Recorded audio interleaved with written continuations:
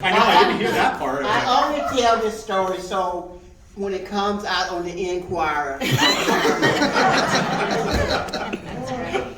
Oh my goodness. Well, so my story is, so I'm doing some guest stars, building my resume, but I don't have a lot on it. I'm most, theater like this, but as far as, so my manager tells me he submitted me for the role of Nightmare on Elm Street for the Dream Master, and I'm so excited because I've been a horror fan since I was little. I knew the Nightmare on Elm Street series, the whole thing, so super excited.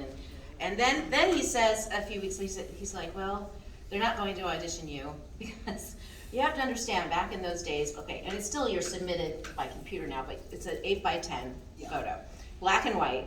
Okay, and I have this photo, this 8x10 that was submitted for the role of Alice. I am barbizoned out, 80s makeup. I have virgin blonde hair. I look like a cheerleader, and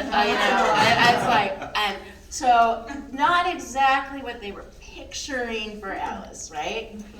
Okay, so Annette Benson, the casting director who cast Nightmare 1 through 5, she told me this story that they literally auditioned hundreds of actresses for the role of Alice. They couldn't find her. So they went through the reject pile.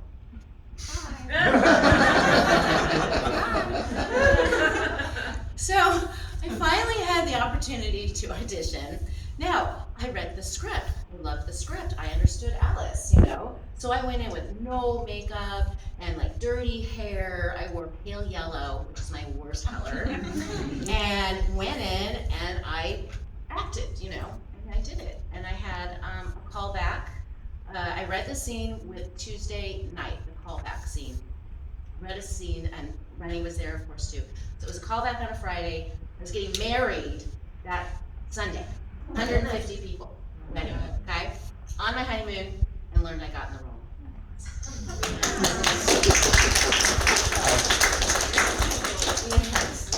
And now Lisa, Zane. You were. My friends call me Zane. All right. We'll call it good then. You had already amassed a pretty impressive resume of kind of motion picture work by the time Freddy's Dead came around. Was it Go a ahead. more? Oh, I was going to say, was it a more routine audition It process? wasn't an audition. I amassed enough apparently to be offered the role. So Wow. that was Right nice. But I hadn't amassed very much actually. I had 1 or 2 movies. But anyway, I was delighted. I was delighted to have the offer. But I was hesitant because I wasn't sure about. I hadn't really. I think I might have watched the first one, but I wasn't, necessarily that attuned to the whole, universe of it, say. And so I was kind of mulling it over, and I called my friend Vanya, who I used to call when I needed advice about things. And she said, "Are you crazy? Take that movie right now. Don't even think about it. Take it." So she said, "Horror fans will never abandon you."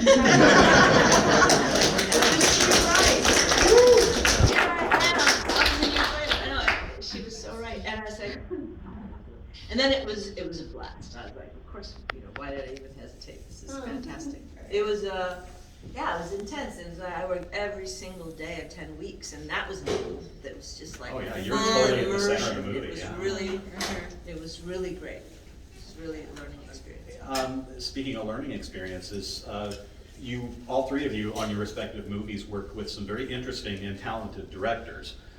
Ken, you had a chance to work with Rennie Harlan and Chuck Russell, I think, did the third one. Yeah. And of course, Ms. Wilcox worked with Rennie Harlan as well. And Lisa, you got... And Stephen Hopkins. Oh yes, that's right. Who went on to do, oh my gosh. Yeah, Ghost in the Darkness, and just a lot of really... And TV, the Yes. TV show, I can't remember the name of the show. Anyway, can someone Google it? Anyway, Something, yeah. Stephen Hopkins, TV show. And Lisa, you worked with actually Rachel Talalay, who was kind of, I think, the unsung hero of a lot of the Elm Street series, just because she was so involved in like production assistants and AD work and stuff. Yeah. What was it like respectively working with each of these directors?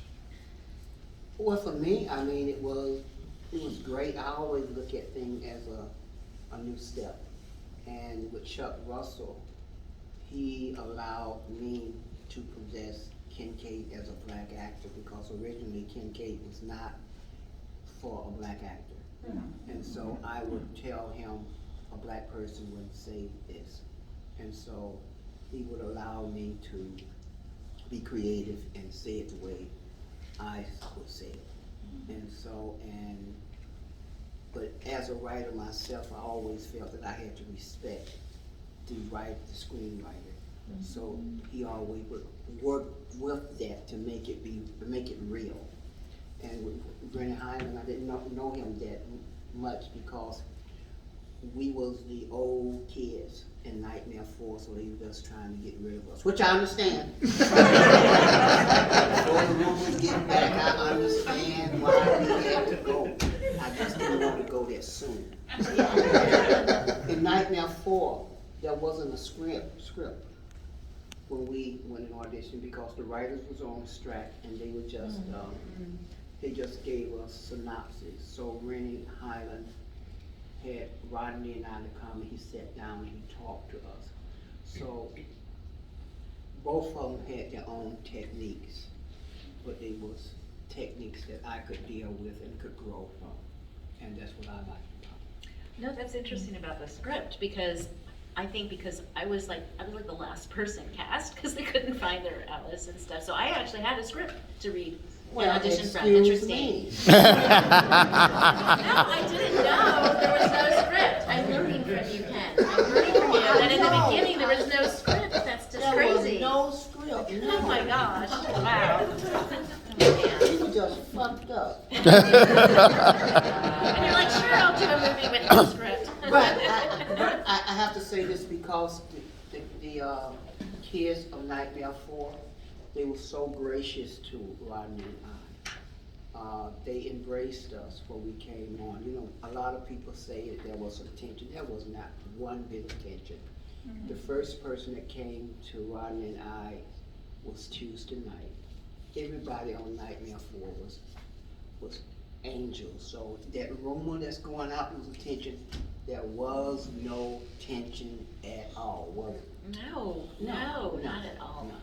You heard it here, folks. Yeah. People just like to create rumors. Yeah, whatever. you know, and sometimes you create rumors, you get free publicity, because at one time I was paying $1,500 for a publicist. If I knew I could tell a couple of lies and get free. Oh, you're naive. Anyway, so Reddy Carlin, I like to call him sort of an actor's director. Like, he's very approachable, and you can, I was off on my honeymoon, so they had some read-throughs and whatnot once everyone had been cast, and on set it was like, I remember the scene at the Crave Inn. So I'm Alice in my waitress uniform, and I'm finding what I want to do with what's before me, and I'm like, oh, I'm going to polish the silverware. So that's what I'm going to do is before the scene starts, whatever. And there's this amazing shadow happening on the wall there, and I'm like, ready. And I said, look, and I'm holding forks, and he goes, oh, in his accent that he does, and he takes the forks out and gives me knives, and of course, so you have this quick little, foreshadowing Freddy Glove's shadow on the wall. And so what I'm saying is we got to play, and then invent together and add to things that weren't even written in the script. So, and that's just an amazing place to work, to have that freedom. And then Stephen Hopkins, more of his focus is he's an amazing artist. He did all the storyboards. He could draw like you can't believe. And he was very involved in the production value of like the Escher set and all that kind of thing. So different styles, but both brilliant in their own way. Very cool. And what was it like working with Rachel? Oh, she just had the energy of someone I might have gone to school with. I felt like we felt like peers somehow. You know what I mean? We just sort of spoke the same language. We were really chill, and it was really easy going. She just had a very familiar energy for me as a person and as an artist. And so it just unfolded real simple. She was yeah, even the 3D aspects, people always ask me, was that complex? And I don't recall it being complex. I mean, it was just, she's like, okay, so what you gotta do is you gotta, she's like very, really, and then just like, yeah, okay, no, that was pretty good. All right, yeah, let's move on. Lunch. She was really chill. Oh my gosh. I have a story about Rachel, just real quick. Just please. So I'm on my honeymoon, and they want me to come back early, and this is like paid for Hawaii, okay, you know. But I've just gotten the role of a lifetime, right? So anyway, they wanted me to come back early because they wanted to do test shoots, which often happens. That's also, and I did come back early, even though it was prepaid hotel and, you know, all that kind of stuff. And my husband, meaning ex-husband, was not happy about it. And he was in the business. It's like, you get a role like that. Anyway, so we got, God, Never an actress. yeah, right. So, exactly, bye. But anyway, Rachel was kind enough, I think it was out of the production money, or it may have been her own money, she gave me like $300 to help compensate for That's so the loss that we had. And then there's another thing about Rachel I'll never forget. She hates white tennis shoes. She will never own them. She always wears sneakers. Yeah, she Remember? never wears sneakers. But never, she said, oh, never white. Never, ever white. Anyway, that always cracked me up. So ever since then, I've had an aversion to buying white tennis shoes. Anyway. One of the things that I think, one of the reasons why these movies, these sequels endure, I think, is because of these characters. And I think it's also because, it's partially, of course, because of what you've imbued in them, but it's also because I think that each of these characters undergoes a pretty intense transition. I mean, Kincaid, I think, starts out as, you know, he's always a badass and he's always a wise ass, but he starts out as a misanthrope, and you really see him open up and become engaged with the other kids, you know, as it progresses. And then, of course, you know, Lisa, with Alice, you're dealing with, you know, basically growing up at an accelerated rate. And when it comes to Catherine, no, I'm sorry, I'm flubbing on the name of your character. Maggie. Maggie. /Catherine. Catherine, thank you. That's why. And she's got a whole history and issue with her heritage that comes up as the movie progresses. This is kind of meaty stuff for a horror movie. What was it like kind of chewing this over and working on this with the directors and just with yourself? Well, don't you find that horror movies always have incredibly meaty things to play, like compared to a family drama? I mean, the stakes are insanely high always, and Absolutely. I mean, that's what's so fun about this genre, is that, like, it's deep stuff. It's really, like, psychologically heavy, like, you know, tragedies and you know, I mean, this whole idea of delving into dreamland alone is so, you know, Jungian. I mean, it's like, it's heavy stuff, horror. I can see why, you know, it's such an enduring genre and so, you know, heartfelt, and and when it catches you at a young age, it's indelible. It stamps you, and it forms you. And I mean, it's because it's such deep stuff masquerading as something else. Popcorn something entertainment, popcorn. So yeah. Anyway. No, yeah, and I think in particular, A Nightmare on Elm Street is a very intelligent series, and it delves into these real issues that we are dealing with, you know. And I think there's other, like Carrie, to me, is like my favorite horror film, and like deals with these real issues. And I think I like to say too, like, yeah, Alice, Nightmare 4, shy, you know, has to grow up, accelerated, you know, but the character arc, but she's dealing with real things, and, you know, the death of her mother, her father's an alcoholic, you know, and, you know, very real. Nightmare 5, to me, I call it the brave little film, because that one dealt with things like, oh, sex before you're married. This is 1989, okay? Teen pregnancy, abortion. Gee, isn't this fun? You know? And it sort of is. It's crazy. That's the wonder of horror, you know? And recovered now alcoholic father, death of a brother, you know, like really, I forgot, bulimia and anorexia. Let's just throw that in there too. So this little film really dealt with some heavy stuff that was not dealt well with you know, it's, what's the word I'm trying to use, but it's something you just didn't want to talk about. The hot button you know. issues that you really Yeah, don't want to. in 1989. Yeah, absolutely. Yeah. And, yeah, and I think that horror is just simply basic life. You know, when we really get down to it and try to define it, horror is living life. You know, when you, for me, when you finna get your verdict, trying to get your first piece, it's horrifying because you don't know if you're gonna do the job. Everything is horror. You know, and one thing I like about Nightmare 3 is that it reached a lot of levels. There was drugs, there was mental illness, there was everything in it. There was bravery, because we was put in a room together, there was unity. We learned to be individuals, but we came together in a fist and knocked shit down to get what we had to do. It's that simple. So it is life. It is horror. That's why I think the horror fans are some of the best fans in the world. I'm not trying to go smoke up there. I think it's because they understand horror, understand life more than any emotion out there. Horror. absolutely. Well said. Write that down. Yeah. So tell us a little bit about some of the adventures on the set.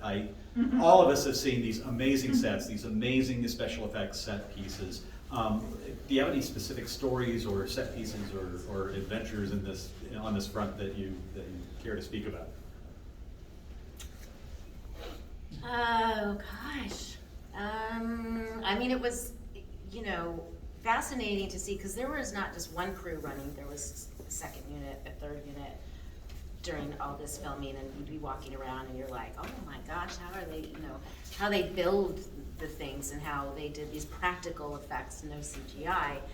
And Mick Strawn wrote a book called Behind the Screens. He was main production guy for Nightmare 4 and many other things, but his book is fascinating about how he would have these meetings like, so how are we gonna turn this girl into a cockroach?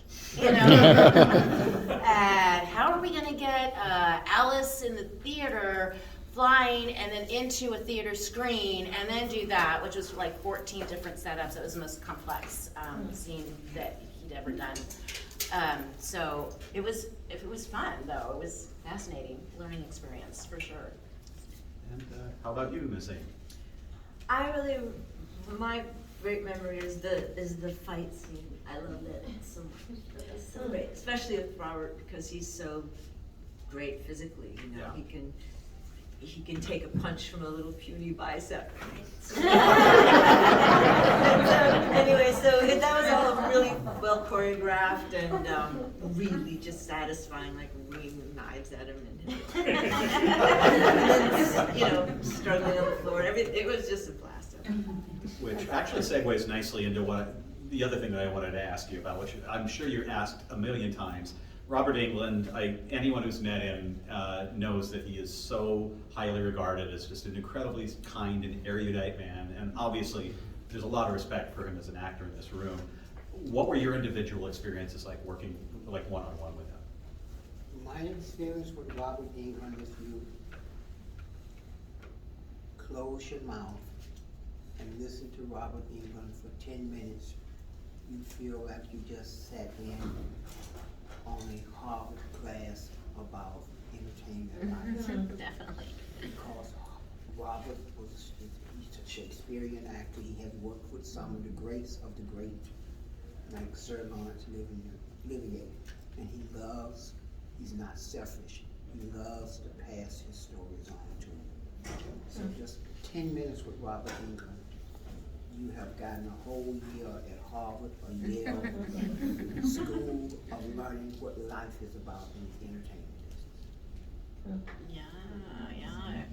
And with that said, too, his knowledge is so varied. We spent a fair amount of time in the makeup trailer because they had asked me to dye my hair and to the red. And I was a little nervous about that, so I said, let's do a rinse. And they said, okay. I should have just dyed it anyway, because it ended up turning red, because you can't throw red paint on a white wall, it's gonna turn red, okay? But anyway, but the opportunity was, and he's getting makeup put on, right? So we had plenty of time to chat, because they're putting this rinse in my hair, and that took time, and then the blow dryers on both sides of the head, whatever. But we would sit there and just chat. So he's being put together as, Freddie, and he's, I don't know, he's remodeling his bathroom, so we're talking about grout colors. Okay? And then what kind of design is he gonna do with his bathroom and stuff like that. So anyway, but that's Robert. That's true. Yeah, he could be suspended from something and just been talking about whatever, about his fetish about Audrey Hepburn when he was young. Oh, I love that skinny chick. But was he doing it in the Freddie voice? I love that. Before I turn it over to the audience, I did actually want to touch very quickly on kind of some of your non-acting activities, because, I mean, Lisa Zane, you have a very interesting musical career. I was actually listening to a lot of your music over the last week. I'm very fond of the kind of chanteuse subgenre, Edith Piaf, Uta Lemper, that type of sound. So I really dug what I was hearing, and I really love your cover of "Love Is the Drug" on the Monkey Bone soundtrack. Monkey Bone soundtrack. I wish that was released. I do too. That's a great song. I know. It was produced by Ann Dudley, and she did an amazing job with that track. Absolutely. And a trancey version of it, yeah. But yeah, tell us just a little about your musical career. Well, like in around 1998, a club owner, famous club owner in Los Angeles named Michel Lamy had a really chic club called Les Deux Cafés. And out of the blue, I mean, we had mutual friends and whatnot, she just came up to me at a party and said, "You are going to sing in my club."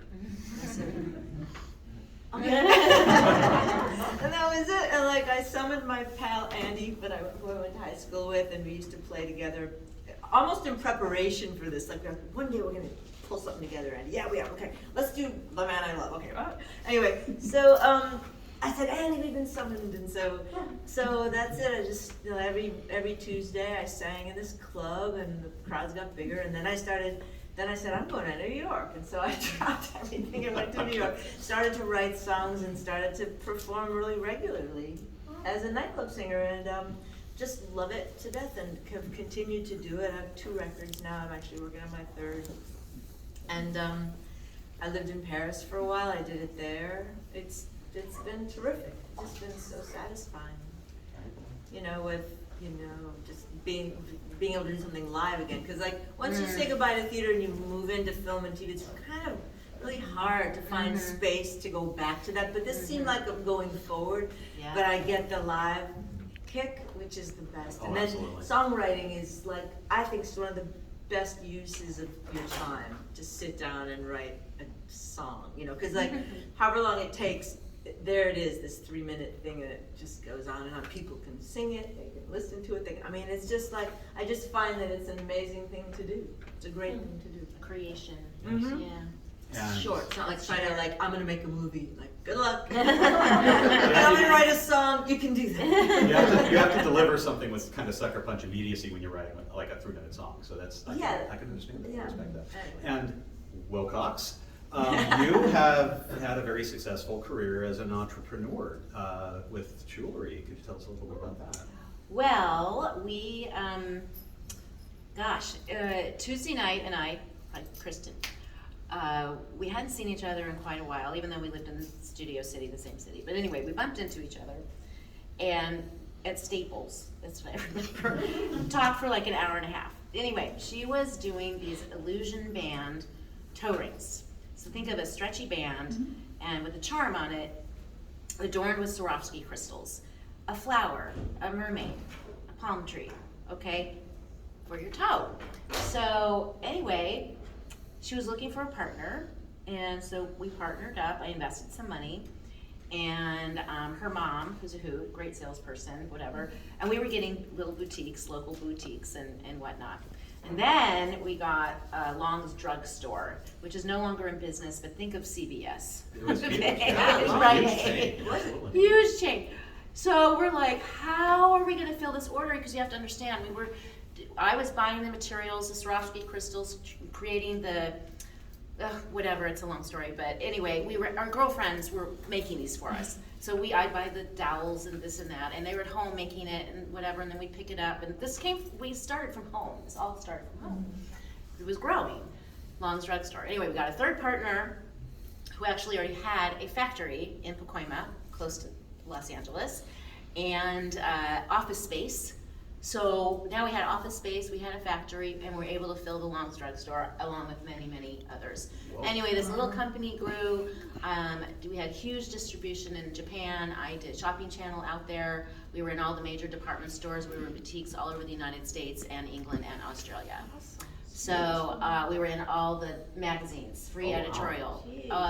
We went to a party with the Friends cast and all the gals. Lisa Kudrow, can I have a cigarette? Because I smoke, whatever. Anyway, and they loved our toe rings. They loved them. So it was called Toe Brights. Oh, Toe Brights. So, and then we grew and we did anklets and necklaces and earrings and all kinds of stuff. We were in Kitson's, we were in, all the chic shops. So it was pretty amazing to have that happen. Then the recession happened and our boutique owners couldn't pay their invoices and so we had to close down. But that's like a while ago.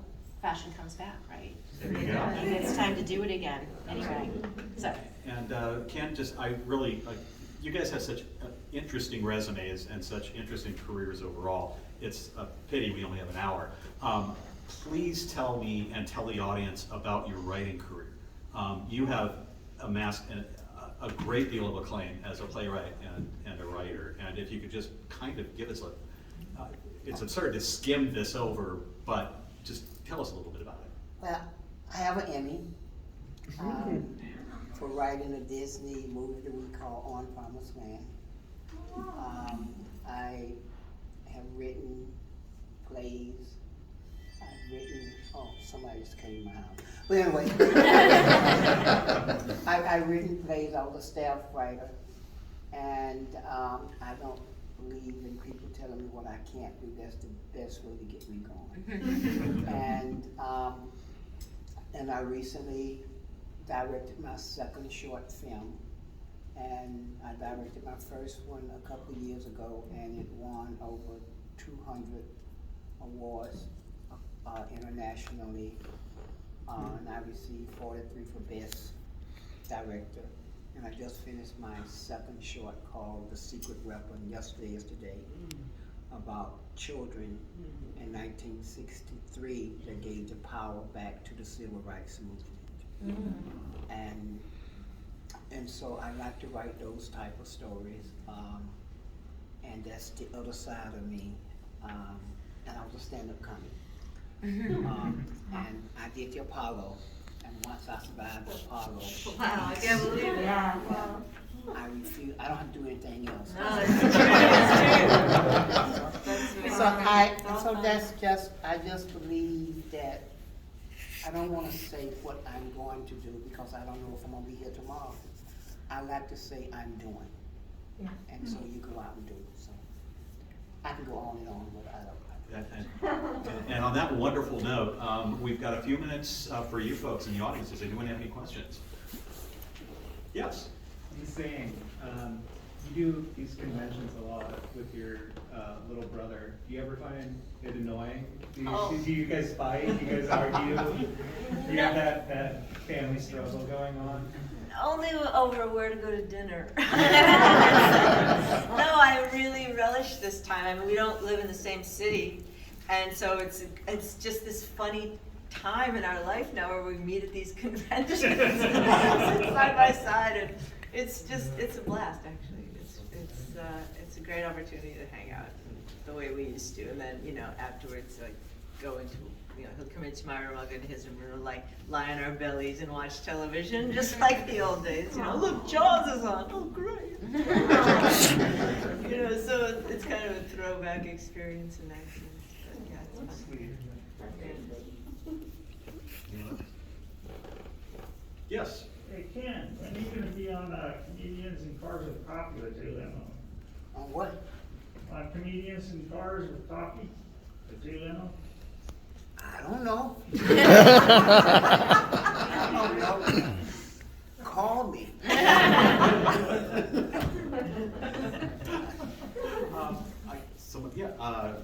I think you had your hand up earlier, yeah. Yeah, I just, a question for Lisa, I forgot to ask earlier. Which You mentioned, oh, well, either, I mean, I don't know if you have any kids, but she was talking about grandkids. Rules about watching the movies? Well, I didn't let my boys watch till they were 13. Okay. Yeah.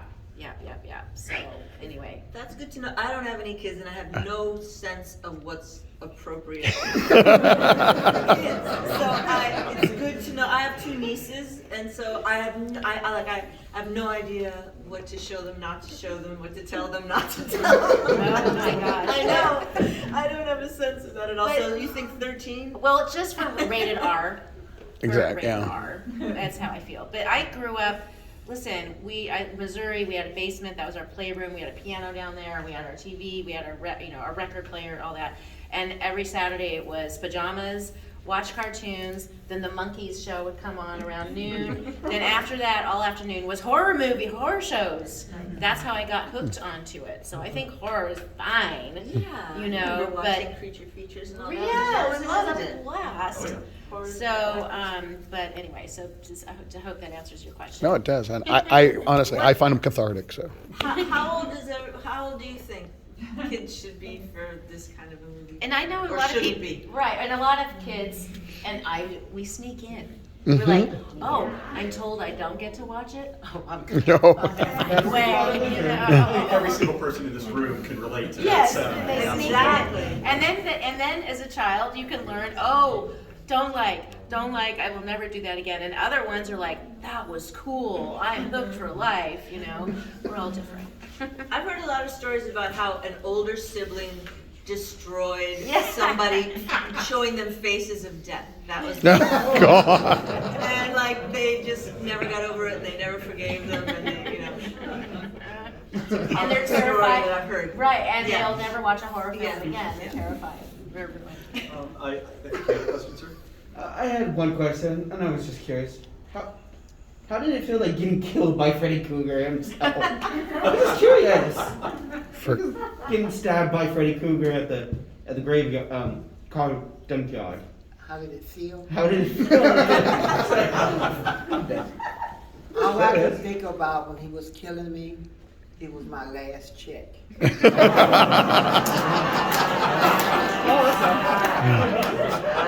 So the feeling wasn't even there.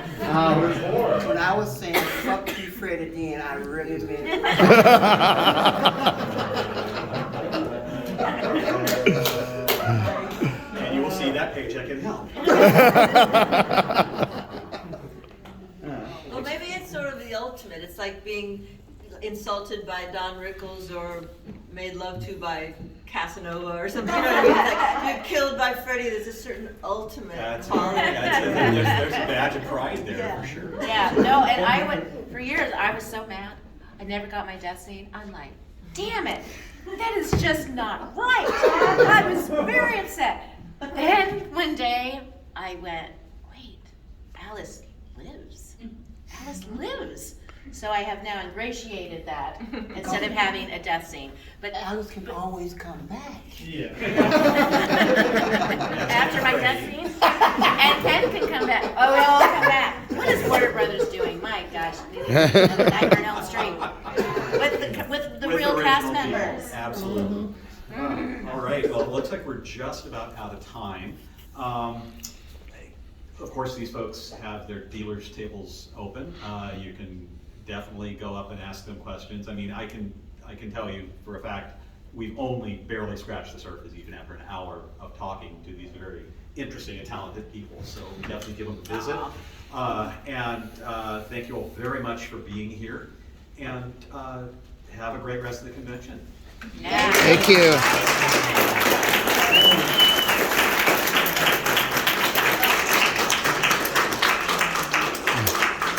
Oh, for those who was asking why I was looking at my thing, you wanna tell them? Your, Oh, it's your your steps. Your steps. How many have you? How many steps today, Ken? I have 12,365. My big ass gonna lose weight.